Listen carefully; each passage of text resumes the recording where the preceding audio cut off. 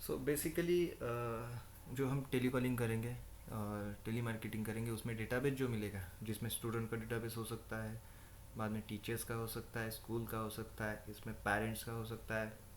सो ये जो डेटाबेस रहेगा उसमें नंबर, सिटी, बाद में लोकेशंस, तो ये सब चीज़ों का डेटाबेस हमारे पास से आपको एक्सेल पे डेली डे टू डे मिलते जाएगा। सो ये डेटा लेके आपको रिकॉर्ड मेंटेन करना है, उसके अकॉर्डिंग आपको बताना है कि कौन से लोकेशन का चाहिए, कौन से सिटी का चाहिए, कौन से पिन कोड का चाहिए। So we have the database according to pin codes. So हम ये डेटाबेस आपको देंगे, सो उससे आपको कॉल करना है, पूरा डेटाबेस नहीं मिलेगा, मिनिमम 200-300 लोगों का डेटाबेस डेली मिलते जाएगा। सो आप कितना टारगेट डेली कंप्लीट करते हो उसके अकॉर्डिंगली नेक्स्ट डे आपको डेटा मिलेगा। सो ये डेटाबेस पे आपको कॉल करनी होगी। इनिशियली आपका खुद का डेटाबेस आप यूज़ कर सकते हो, खुद के कॉन्टैक्ट्स यूज़ कर सकते हो। सो इसके बाद एक चीज़ हो गई, डेटाबेस का आपका इशू क्लियर हो गया। बाद में स्क्रिप्ट्स, जो स्क्रिप्ट रहेगी वो हमारे पास से आपको प्रॉपरली मिलेगी, जो हिंदी में हो सकती है, इंग्लिश में भी हो सकती है, एज़ पर योर रिक्वायरमेंट्स। सो ये स्क्रिप्ट आपको अभी मेजोरिटी हम जब देखते हैं इंडिया में, तो हिंदी कम्युनिकेशन में ज़्यादा इधर यूज़ होती है। So we cannot talk English in large database. So हमें लार्जली इंग्लिश पे नहीं जाना है, मेजरली हम हिंदी प्रीफर करेंगे। सो हिंदी में हमारी स्क्रिप्ट रहेगी, जो स्क्रिप्ट आप कुछ चेंजेस कर सकते हो, अलग अलग 2-3 स्क्रिप्ट अलग अलग हम वैसे आपको देंगे, उसमें आप खुद प्रैक्टिस कर सकते हो, खुद कुछ के कंटेंट ऐड कर सकते हो। सो ये चीज़ रहेगी। बाद में प्रोडक्ट रहेगा। अभी एक्चुअली प्रोडक्ट का कंटेंट क्या होगा, प्रोडक्ट एग्जैक्टली क्या है, सर्विस क्या है, प्रोजेक्ट क्या है, इसके बारे में एक वीडियो आपको मिलेगा। और एक जब हम इंटरेक्शन करेंगे 1-to-1, तो हाँ उसमें भी हमको आप क्लियर करेंगे जो भी डाउट्स रहेंगे प्रोडक्ट के बारे में। बाद में FAQ वाला रहेगा, जैसे क्रॉस क्वेश्चंस आते हैं, कोई सामने वाले बंदे से कोई क्वेश्चंस आता है कि ये क्या होगा, ऐसे क्या होगा, तो उसका एक FAQ आपको मिलेगा जो आपको पता होना चाहिए, तो आंसर देने के लिए इजी हो जाएगा आपको। बाद में मार्केटिंग वाला कंटेंट जो आप सोशल मीडिया के लिए यूज़ करोगे, डिजिटल मार्केटिंग के लिए यूज़ करोगे, वो कंटेंट आपको हमारे पास से मिलेगा एज़ पर रिक्वायरमेंट। सो सोशल मीडिया अपडेट्स के लिए कंटेंट हमारे पास से मिलते जाएगा कंटिन्यूसली। बाद में आपका खुद का customize content as per your requirement, आपका कोई कॉन्सेप्ट होगा, आपका कोई कंटेंट होगा, तो हम उसको इमेज में, वीडियो में डिज़ाइन करके आपको देंगे। सो ये एक रहेगा आपका। उसके बाद बेसिकली टेली कॉलिंग में हमें जो भी कुछ मुझे बताना रहेगा था लास्ट वीडियो में, तो 5 चीज़ें सबसे ज़्यादा इंपॉर्टेंट होती है। ये टेली कॉलिंग के लिए भी इम्पोर्टेंट है, डिजिटल मार्केटिंग के लिए भी इम्पोर्टेंट है। तो 5 चीज़ें इस प्रोजेक्ट में आपको क्या डिफाइन करनी है कि जब आप टेली कॉलिंग करते हो तो सबसे इम्पोर्टेंट होता है ग्रीट, कि ग्रीटिंग आप कैसे करते हो, कम्युनिकेशन कैसे स्टार्ट करते हो, फिर वॉइस क्वालिटी कैसी है, ये सबसे इम्पोर्टेंट बात होती है।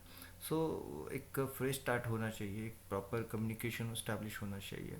सो बेसिकली जब भी हम किसी को प्रोडक्ट के बारे में बताते हैं या किसी, अब टेली कॉलिंग पे ये बंदे लोग, ये जो लोग रहते हैं, कस्टमर रहते हैं, वो हमें अननोन रहते हैं।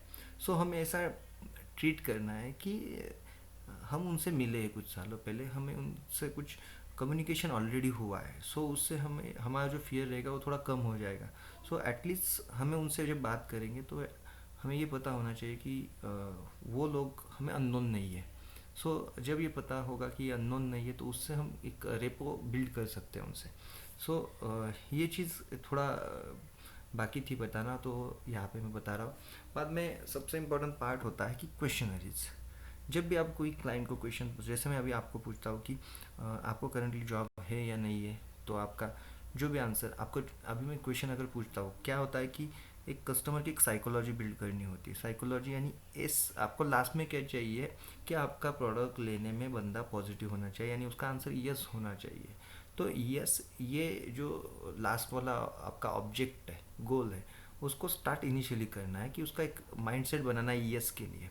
तो आपको उसको ऐसे क्वेश्चंस करने हैं, मिनिमम 2 से या 3 क्वेश्चन, 3 से ऊपर ज़्यादा क्वेश्चन नहीं होने चाहिए, कि जो एस होंगे उसका आंसर यस होगा। आप जो भी क्वेश्चन करोगे, सामने वाला बंदा कस्टमर कहेगा यस, ये क्वेश्चन आपको करने। सो जब प्रोडक्ट के बारे में बताएंगे, कौन से हमारे पास तो क्वेश्चंस आएंगे आपको, तो आपको डिसाइड करना है कौन से ज़्यादा यूज़ करने। सो जैसे भी मैं बताता हूँ कि आपको जॉब चाहिए क्या नहीं, उसमें आपका क्वेश्चन आएगा यस। आप टीचर्स हो क्या नहीं, उसका भी क्वेश्चन आएगा यस। सो इसमें आप एक्साइट होते हो, एक मोटिवेट होते हो। आगे नया क्या है इस चीज़ के लिए आप वेट करते हो। आप बोलते नहीं हो कि कॉल कट करो मुझे टाइम नहीं, क्योंकि ये आपके रिलेटेड है। सो जब आपका डेटा आपके कस्टमर प्रॉपर अगर फिल्टर्ड हो गए तो ये आप इजीली कर सकते हो।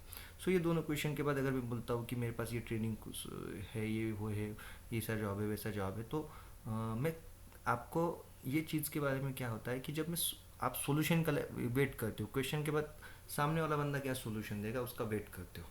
सो एक कम्युनिकेशन स्टार्ट होता है।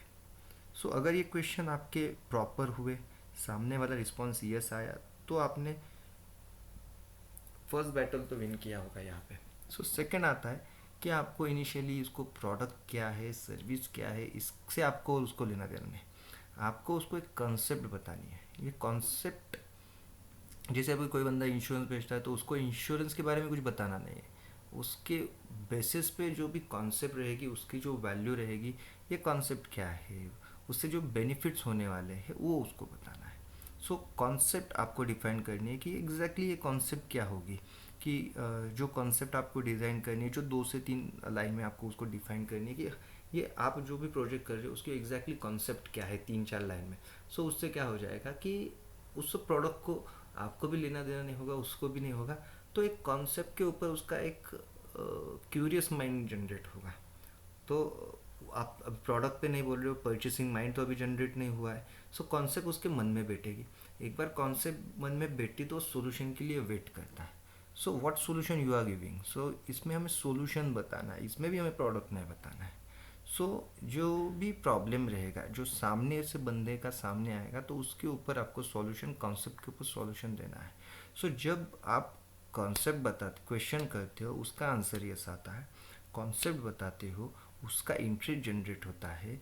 जब कॉन्सेप्ट बताने के बाद इंटरेस्ट जनरेट होता है तो सॉल्यूशन में अगर दम होता है तो सामने वाला बंदा उसमें सीरियस हो जाता है। तो सॉल्यूशन आपको उसको देना है। सॉल्यूशन आप जब देते हो तो मुझे आपका सॉल्यूशन मिल गया, तो सॉल्यूशन जब मिल जाता है तो आप जब सॉल्यूशन बताते हो कि मेरे पास ये पैकेज है, ये सो वन पैकेज जो आप मैं यहाँ पे सेल कर रहा हूँ। सो हम जब बताते हैं तो उसमें क्या होता है कि बंदा एक 70-80% पॉजिटिव माइंडसेट में आ जाता है। क्योंकि यहाँ पे नहीं तो आप क्या करते हो कि मेरे पास ये सर्विस है, मेरा प्रोडक्ट ऐसा है, मेरा प्रोडक्ट वैसा है, मेरा प्रोडक्ट ऐसा है। तो सामने वाला बंदा सोचता है कि आगे दूसरे के पास भी ये प्रोडक्ट होगा, तीसरे के पास भी प्रोडक्ट होगा। मगर आप ज़्यादा प्रोडक्ट पे फोकस नहीं कर रहे हो, उसका प्रॉब्लम ढूंढ रहे हो। ये प्रॉब्लम से फेस कर रहा है क्या नहीं, उनके बच्चे प्रॉब्लम से फेस कर रहे हैं कि नहीं। ये सब प्रॉब्लम जब आप उनके सामने लाते हो, उसके ऊपर प्रॉब्लम जो बताते हो तो सोल्यूशन देते हो आप। कोई भी किसी को अभी प्रॉब्लम टैकल करना उसके बातों से ही इम्पोर्टेंट चीज़ होती है। तो आपको प्रॉब्लम ढूंढना है, आपके प्रोजेक्ट के बेस पे उसका प्रॉब्लम ढूंढना है, उसकी निगेटिविटी ढूंढनी है, उसको फियर डराना है कि अगर ये कॉन्सेप्ट नहीं होती तो क्या होगा, अगर ये कॉन्सेप्ट होती तो क्या होगा। सो ये दोनों चीज़ें अगर आप उसको प्रॉपरली कम्युनिकेट करते हो कि कॉन्सेप्ट है तो आपका बेनिफिट क्या है, कॉन्सेप्ट नहीं तो आपका बेनिफिट क्या नहीं है, आपके प्रॉब्लम क्या हो सकते हैं, तो ये दोनों के ऊपर वो सॉल्यूशन का इंतज़ार करेगा। उसके बाद क्लोजिंग का चांसेस बढ़ेगा। सो ये चीज़ों के ऊपर आपको कम्युनिकेट करना है, इस चीज़ों के ऊपर आपको फोकस करना है। सो जिससे हम लीड जनरेट करेंगे, उसको एक प्रॉपरली सर्विस दे सकेंगे। ऐसा एक मुझे ये जो चीज़ें थी आपको बच गई थी बाकी वीडियो में बताना। सो हमें एक पूरा प्रोजेक्ट जब एग्जीक्यूट करना है तो इन चीज़ों को ध्यान में रखकर ही प्रोजेक्ट बनाना है। So thank you.